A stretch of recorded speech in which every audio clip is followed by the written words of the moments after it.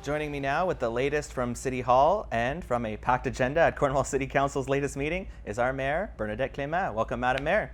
Hi. All right, so let's start with the two presentations, one dealing with Brookdale North and the other dealing with housing and social services in the City of Cornwall. Yes. So the first one is Brookdale North. So it's all about making sure that we're getting city services up to that neck of the woods, which isn't really woods because it's really part of our city. It's part of our economic development plan. So this is just sort of the final stage of that. We have to make sure that we're following the legislation on all of this with development charges. But we have worked very, very hard with the property owners up there. They have been extraordinarily patient, but we're getting there. And so we're almost about to close out this project, and that presentation last night was just part of the legislative process. Excellent. Now, there was a resolution as well in regards to recycling and shifting responsibility to producers.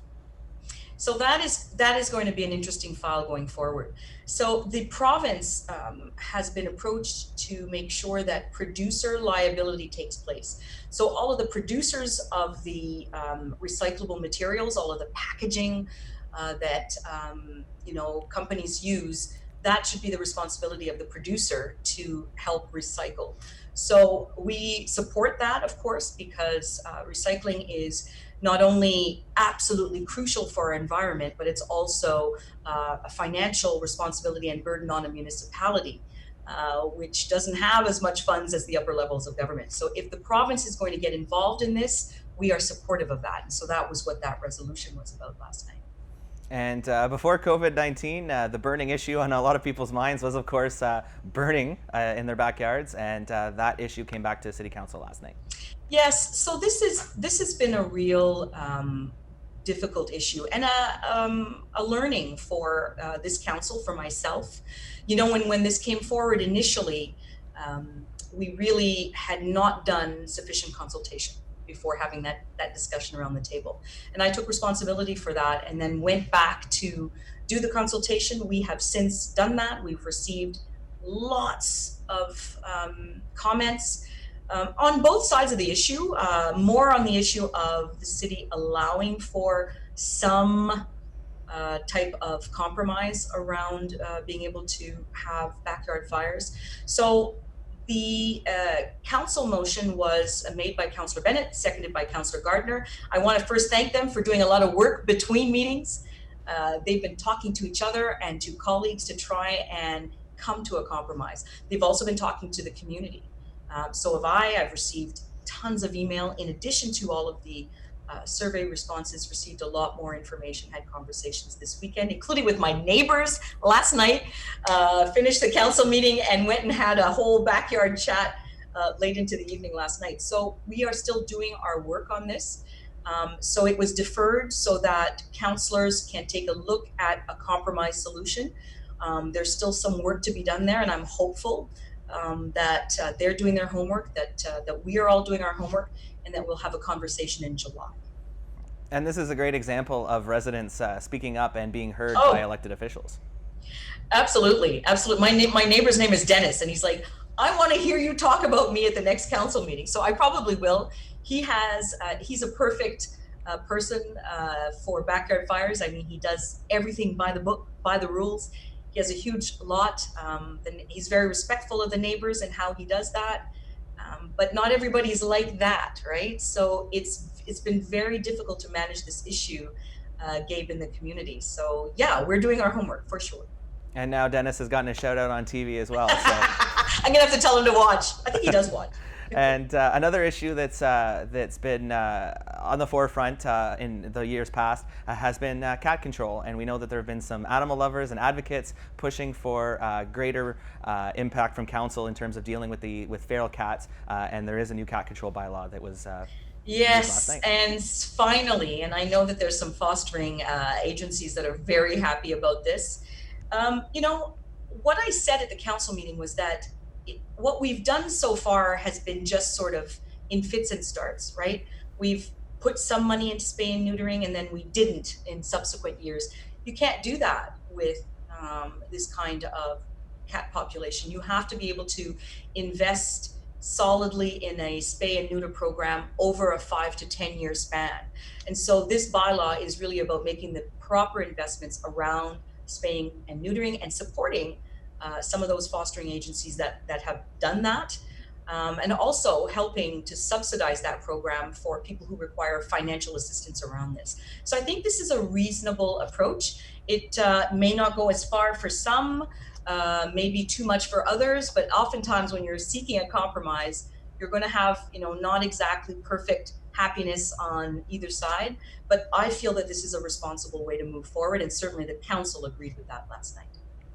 And another issue that was discussed was placemaking. We know that Kelly Bergeron has been working hard on bringing these ideas to the forefront, and we know that even though this started pre-COVID, in a post-COVID world, it's going to be very important in terms of drawing people to downtown spaces.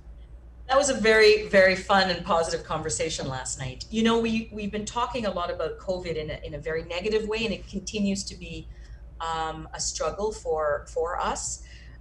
But in some cases, we're using it as an opportunity to take a look at what we could do. So Ms. Kelly Bergeron spoke to council some months ago, but now with the sun shining and the limitations that COVID have imposed, we're now looking at our downtown in a new way. And I don't know if you've been downtown, but certainly I've been, and it looks different, right?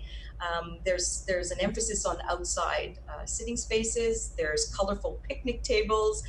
There's patio extensions. So that's part of COVID, but it might be something that we want to think about moving forward. And Kelly Bergeron has a lot of ideas and can really help mentor us as a city to respond. And city staff have been pretty involved. They've really stepped up to the plate. So it's been good. And you just alluded to the picnic tables downtown. That is a brand new addition, so maybe we can touch on how those were placed downtown. Sure. So Norma Lefebvre, who is a longtime city employee with Recreation, had the idea to paint picnic tables bright colors, and they look fabulous. If you drive by Riley's, there's a couple out there. I sat on on a couple of them yesterday outside of Riley's with Rob, and it was just fantastic, and so people now want to see them all over town. So let's see what happens. It's an idea from a city employee, because again, they've stepped up and they've pivoted into all of these roles where they're using creativity and adapting to very new situations, and this is a fun thing. Absolutely. Now, another issue that we know is close to your heart that you've been pushing for is people gardening, backyard gardens, of course, during this time. And that was another report that came to council last night. We heard from Kat Rendeck in terms of outdoor gardening. So here's another city employee. I'm telling you, last night I said city employees are just fantastic. So Kat Rendeck presented a report, and I mean, she has the background for this kind of report, and also a level of community partnership that is exceptional, right? So Kat has been working for years on community partnerships around gardening, and so this report comes as a result of Eric Bergeron's several motions that he made, where we need to be looking at what we're doing in response to not only COVID-19, but in response to food security, making sure that we're using our outdoor spaces as individuals, gardening, emphasis on healthy eating, healthy living. So the report is really good, and hopefully there will be some funding as well, because I think with city employees and city residents showing such leadership, we should also be supported by other levels, upper levels of government in some of these projects. Why not put Cornwall on the map in terms of these projects? So I look forward to hearing more from Kat Rendeck on these issues, more from the City of Cornwall in terms of partnerships around gardening. Absolutely. Now, Madam Mayor, a lot of the issues that we've just discussed have been something that have been discussed for years. But the next topic, none more so than that one, which is Sunday service in the City of Cornwall. That conversation goes back probably decades now, but we did hear about that from Transit. Yeah, we did. And so I've been on council 14 years now, and it's come up just even in my time span, and of course before that. Transit is, to me, just one of those beloved services for me personally in terms of what it does for our community. First of all, it's a real city service. You know, it distinguishes us from smaller places. We are a city that has public transit, so that makes us sort of in the big leagues in terms of that service. And also what it does in terms of connecting people to community, to shopping, to participation in activities. And Sunday has become a day where lots goes on. And people who use transit on a regular basis want to be able to access transit on Sunday. The problem is the expense. It has always been that problem. It's not that there isn't a will to do that. And I know Ginette Guy, and I know how respectful and how progressive she is in terms of her ideas. She's the one who started the petition. And she's the one who's had conversations with transit. So we'll look at this again at budget time. The problem this year in particular is that with COVID-19, transit has lost a lot of revenue. And so again, it's a problem. But maybe if we focus on accessibility and persons with disabilities, and maybe start there in terms of offering some kind of limited Sunday service, maybe we can have that discussion at budget time.